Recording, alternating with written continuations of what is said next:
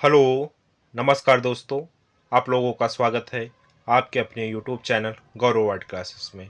हम लोगों ने इसकी पहली वाली वीडियो में बौद्ध धर्म देखा।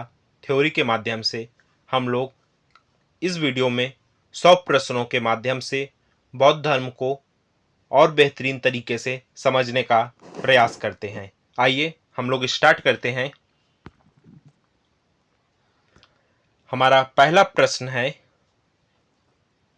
किन्हें एशिया का प्रकाश भी कहा जाता है? तो हम लोगों ने सबसे पहले ही पढ़ा था, एशिया का प्रकाश गौतम बुद्ध को कहा जाता है।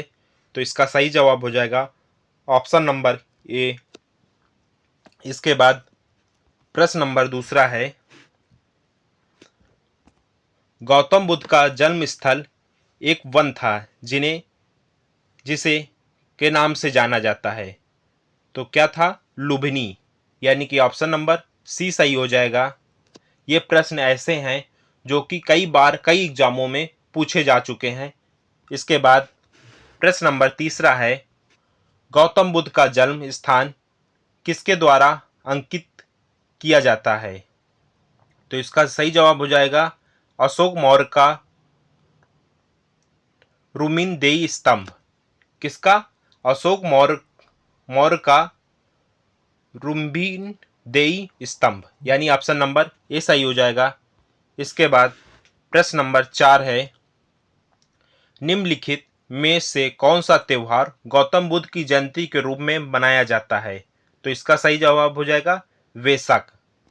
वेसक जो है त्योहार गौतम बुद्ध की जयंती के रूप में बनाया जाता है। इसके बाद प्रश्न नंबर 5वां है,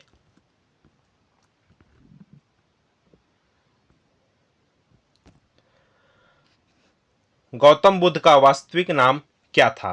तो इनका वास्तविक नाम, बचपन का नाम सिद्धार्थ था। तो ऑप्शन नंबर ए सही हो जाएगा। इसके बाद बुद्ध किस वंश से संबंधित थे? तो बुद्ध जो थे वो किस वंश से संबंधित थे? शाक वंश से संबंधित थे, यानी कि ऑप्शन नंबर सी सही हो जाएगा।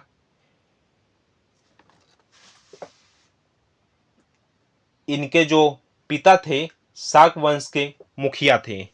इसके बाद प्रश्न नंबर 7वां है, बुद्ध नामक एक छोटे से गण से संबंधित हैं। किस गण से संबंधित हैं? शाक गण से संबंधित है, जो कि इनके पिता वहां के मुखिया भी थे। इसके बाद गौतम बुद्ध का गुरु कौन था? यानी कि गौतम बुद्ध के गुरु कौन थे? तो इसका जवाब हो जाएगा अलार कलाम, यानी कि ऑप्शन नंबर सी सही हो जाएगा। इसके बाद प्रश्न नंबर 9 है, भगवान बुद्ध द्वारा गृह त्याग की घटना को क्या कहा गया है? तो इनकी गृह त्याग घटना को क्या कहा गया है? महाअभिनिष्क्रमण कहा गया है, यानी कि ऑप्शन नंबर ए सही हो जाएगा। इसके बाद प्रश्न नंबर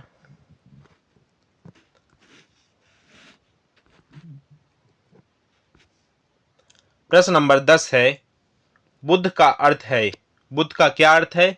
ज्ञान प्राप्त, यानी कि ऑप्शन नंबर ए सही हो जाएगा। इसके बाद प्रश्न नंबर 11 है, बुद्ध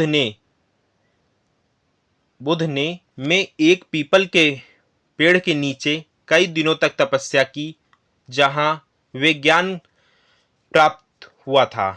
यानी किस पेड़ के नीचे? बौद्ध गया में। कहाँ पर? बौद्ध गया में किए थे। यानी बुद्ध ने बौद्ध गया में एक पीपल के पेड़ के नीचे कई दिनों तक तपस्या की जहां उन्हें ज्ञान की प्राप्त हुई। तो यानी कि ऑप्शन नंबर सी सही हो जाएगा। देखिए कई बार कई एग्जामों में एसएससी, सीजीएल, एमटीएस के एग्जामों में कई बार पूछा गया है। इसके बाद प्रश्न नंबर 12 है, चार महान सत्य की अवधारणा निम्नलिखित धर्मों में से किसकी है? तो चार जो है ये किसकी है अवधारणा? द फोर नोबल ट्रूथ्स, यानी कि ऑप्शन नंबर डी सही हो जाएगा, बौद्ध धर्म। इसके बाद देखते हैं प्रश्न नंबर 13, निम्न में से किस स्थल पर भगवान बुद्ध ने चार महान सत्य पर अपना प्रथम उपदेश दिया था? तो हम लोगों ने वहां पर पढ़ा प्रथम उपदेश कहाँ दिया था? सारनाथ में। इसका जवाब हो जाएगा सारनाथ। और सबसे ज्यादा कहाँ दिए थे? श्रावस्ती में। इसके बाद प्रश्न नंबर 14 है, इच्छा सब कष्टों का कारण है, इसका प्रचार करने करने वाला धर्म कौन सा है? तो हम लोगों ने पढ़ा इच्छा ही सब कष्टों का कारण है। जब इच्छा होगी तो उसकी प्राप्ति यदि नहीं होगी तो हमको कष्ट होगा। तो वो किस धर्म में बताया गया है? ये बौद्ध धर्म में बताया गया है, यानी कि ये ऑप्शन नंबर ए सही हो जाएगा। इसके बाद प्रश्न नंबर 15 है, बौद्ध धर्म निम्न में से किस मतों पर विश्वास करता है? दुनिया दुखी से भरी है,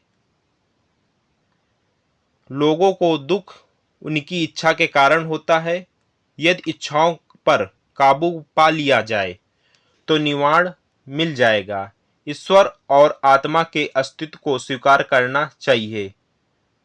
तो इसका सही जवाब होगा दुनिया दुखों दुखों से भरी है, ये भी सही हो जाएगा। लोगों को दुख उनकी इच्छाओं के कारण होता है, ये भी सही है। यदि इच्छाओं पर काबू पा लिया जाए तो निवारण मिल जाएगा, यानी कि ये तीनों सही हैं। तो इसका मतलब ऑप्शन नंबर सी सही हो जाएगा। इसके बाद प्रश्न नंबर 16 है, भारत के किस बौद्ध स्थल पर गौतम बुद्ध ने सबसे पहले धर्म का प्रचार किया था? धर्म का प्रचार सारनाथ में किया था, यानी कि ऑप्शन नंबर डी सही हो जाएगा। इसके बाद प्रश्न नंबर 17 है, गौतम बुद्ध ने अपना पहला उपदेश प्रवचन धर्मोपदेश कहाँ दिया था? तो अभी हम लोगों ने बताया सारनाथ में। तो इसका सही जवाब होगा ऑप्शन नंबर सी सही हो जाएगा। इसके बाद प्रश्न नंबर 18 है, लायन कैपिटल का निर्माण बुद्ध के किस ऐतिहासिक घटना की स्मृति पर बनाया गया था? किस घटना की ऐतिहासिक स्मृति पर बनाया गया था? तो पहले उपदेश पर, यानी कि ऑप्शन नंबर ए सही हो जाएगा। इसके बाद प्रश्न नंबर 19 है, बुद्ध के उपदेश किस भाषा में है? बहुत ही इंपॉर्टेंट है, किस भाषा में है? पाली भाषा में। तो यानी कि ऑप्शन नंबर सी सही हो जाएगा। इसके बाद प्रश्न नंबर 20 है, किस भाषा का ज्यादा प्रयोग बौद्धवाद के प्रचार के लिए किया गया था? तो अभी हम लोगों ने देखा पाली भाषा का, यानी कि ऑप्शन नंबर सी सही हो जाएगा।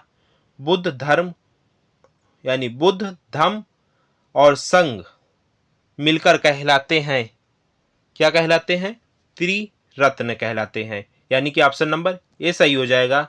इसके बाद प्रश्न नंबर 22 है, बौद्ध धर्म के त्रिरत्न में क्या शामिल नहीं है? बुद्ध सही है, धर्म सही है और संघ सही है, माध्यम मार्ग यानी कि ऑप्शन नंबर डी गलत है, ये नहीं शामिल है। इसके बाद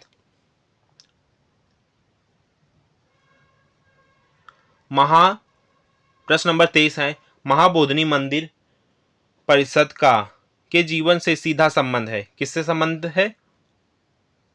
भगवान बौद्ध से, यानी कि ऑप्शन नंबर सी सही हो जाएगा। इसके बाद प्रश्न नंबर 24 है, किस स्मारक से गौतम बुद्ध ने दुनिया के लिए बौद्ध धर्म के अपने दिव्य ज्ञान का प्रचार किया था? तो इसका जवाब होगा महाबोधि मंदिर समूह, यानी कि ऑप्शन नंबर बी सही हो जाएगा। इसके बाद प्रश्न नंबर 25 है, महाबोधि मंदिर एक प्राचीन बौद्ध मंदिर है, यह भारत के किस राज्य में स्थित है? तो इसका सही जवाब होगा बिहार राज्य में। इसके बाद प्रश्न नंबर 26 है, धम्म संस्कृत शब्द धर्म का रूप है, किसका रूप है? पाली का, यानी कि जो बौद्ध धर्म की भाषा क्या थी? पाली थी। इसके बाद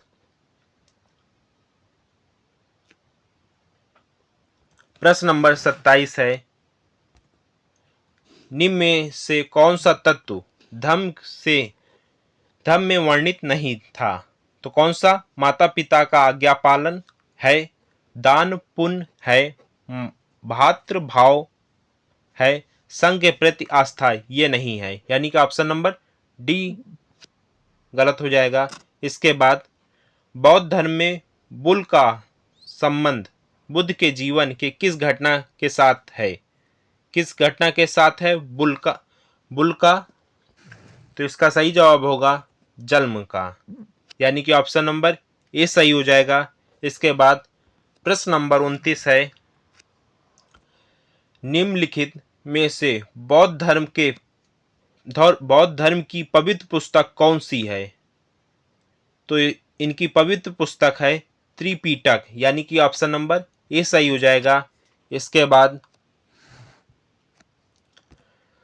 प्रश्न नंबर 30 है, धार्मिक ग्रंथ त्रिपिटक किस धर्म से संबंधित है? तो अभी हम लोगों ने देखा ये बौद्ध धर्म से संबंधित है। इसके बाद प्रश्न नंबर 23 है, संघ में रहने वाले बौद्ध भिक्षुओं के लिए बनाए गए नियम नामक ग्रंथ में मिलते हैं। किस में मिलते हैं? इनके जो बौद्ध भिक्षु थे वो एक नियम नामक ग्रंथ में मिलते हैं। तो किसमें? विनय पिटक, यानी कि ऑप्शन नंबर डी सही हो जाएगा। इसके बाद प्रश्न नंबर 32 देखते हैं, के लिए बनाए गए नियमों को विनय पिटक नामक पुस्तक में लिखा गया है। किसमें लिखा गया? विनय पिटक पुस्तक में लिखा गया है, बौद्ध संघ के बारे में लिखा गया है। इसके बाद प्रश्न नंबर 33 है, निम्न में से कौन सा एक भारत से उत्पन्न सबसे बाद वाला बौद्ध धर्म का ग्रंथ है? कौन सा? वाम सात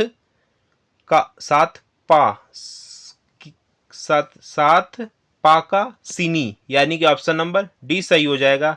इसके बाद प्रश्न नंबर 34 है, निम्नलिखित में से किसने बुद्धि की जीवनी बुद्ध चरित लिखी थी? किसने लिखी थी? तो इसका सही जवाब हो जाएगा अशोक घोष ने, यानी कि ऑप्शन नंबर सी सही हो जाएगा। इसके बाद प्रश्न नंबर 35 है, मिलिंदा पाहो क्या है? मिलिंदा पाहो बौद्ध पाठ है, यानी कि ऑप्शन नंबर डी सही हो जाएगा। इसके बाद प्रश्न नंबर 36 है, प्राचीन बौद्ध ग्रंथ निम्न में से किस भाषा में लिखे गए हैं? तो अभी हम लोगों ने देखा किस भाषा में? पाली भाषा में। इसके बाद प्रश्न नंबर 37 है, निम्नलिखित में से अशोक के किस अभिलेख में बौद्ध ग्रंथों का उल्लेख मिलता है? तो इसका सही जवाब होगा भ्राम्भू, यानी कि ऑप्शन नंबर सी सही हो जाएगा। इसके बाद प्रश्न नंबर 38 है, महायान पाठ से क्या संबंधित है? महायान पाठ से क्या संबंधित है? तो इसका सही जवाब होगा बौद्ध धर्म, यानी कि ऑप्शन नंबर सी सही हो जाएगा। इसके बाद गौतम बुद्ध की मृत्यु के तत्काल बाद किस बौद्ध परिषद को आयोजित किया गया था? किसको आयोजित किया गया था? पहली, यानी कि ऑप्शन नंबर डी सही हो जाएगा। इसके बाद प्रश्न नंबर 40 है, प्रथम बौद्ध परिषद कहाँ आयोजित हुई थी? कहाँ आयोजित हुई थी? पहली, राजगृह में। किसके यहाँ? अजातशत्रु के यहाँ, यानी कि ऑप्शन नंबर बी सही हो जाएगा। इसके बाद प्रश्न नंबर 41 है, कहा जाता है कि प्रथम बौद्ध परिषद को द्वारा संचारण प्रदान किया गया था। किसके द्वारा? अजातशत्रु, यानी कि 483 ईसा पूर्व, और वो भी राजगृह में। ऑप्शन नंबर सी सही हो जाएगा। इसके बाद प्रश्न नंबर 42 है,